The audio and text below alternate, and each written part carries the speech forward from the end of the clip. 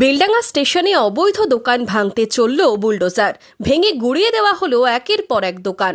রেলের জায়গা দখলমুক্ত করতে শনিবার সকাল থেকেই শুরু হয় উচ্ছেদ অভিযান। রেল পুলিশ, বেলডাঙ্গা থানার পুলিশ ও কেন্দ্রীয় বাহিনীর জওয়ানদের কড়া নিরাপত্তায় চলে বুলডোজার।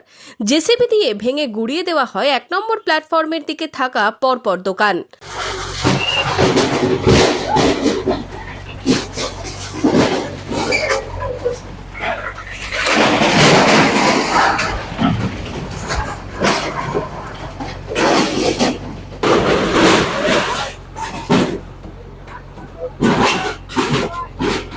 ব্যবসায়ীদের দাবি ২৩শে মে তাদের দোকান সরিয়ে নিতে নোটিশ দেওয়া হয় রেলের পক্ষ থেকে।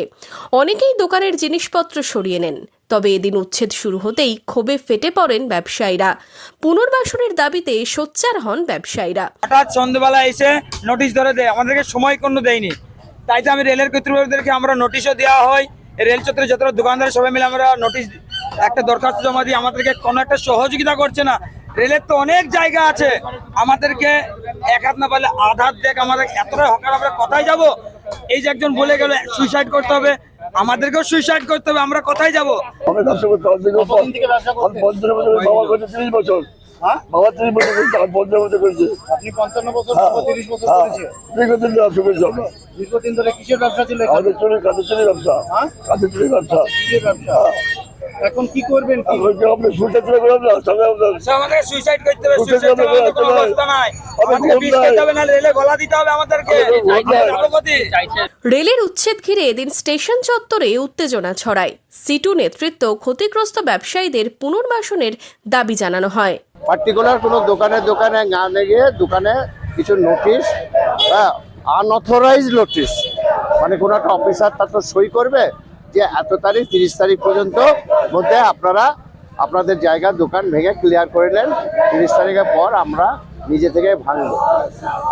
এই কথা শোনার পর দোকানদাররা হচ্ছে প্রান্তিক মানুষ, গরিব মানুষ, তারা দিশেহারা পড়ে 23 তারিখের নোটিশটা দেওয়ার পর তারা বিভিন্ন জায়গায় ছোটাছুটি করতে থাকে, কোনো জায়গায় তারা সুরাহা পায় না। হ্যাঁ, তারপরে আমরা সিআইটি শ্রমিক সংগঠন আমরা কি করি, আমরা যখন খবরটা পাই আমরা সঙ্গে সঙ্গে এখানকার নেতাদেরকে এসে ধরি এবং তাদেরকে বলি যে আপনারা আমাদের পাশে থাকুন, আমরা যতটা পারবো প্রশাসনের সাথে কথা বলে যখন করে এটাকে প্রতিহত করতে হবে। কেউ 40 বছর, কেউ তার আগে থেকে বেলডাঙ্গা স্টেশনের বাইরে ব্যবসা করছেন।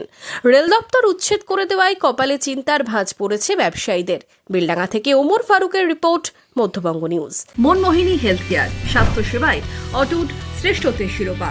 জেলায় প্রথম robotic knee replacement, cardiology with cath lab, neurosurgery, specialised trauma unit থেকে স্মাইল ট্রেন, একগুচ্ছ পরিষেবায় নিয়োজিত।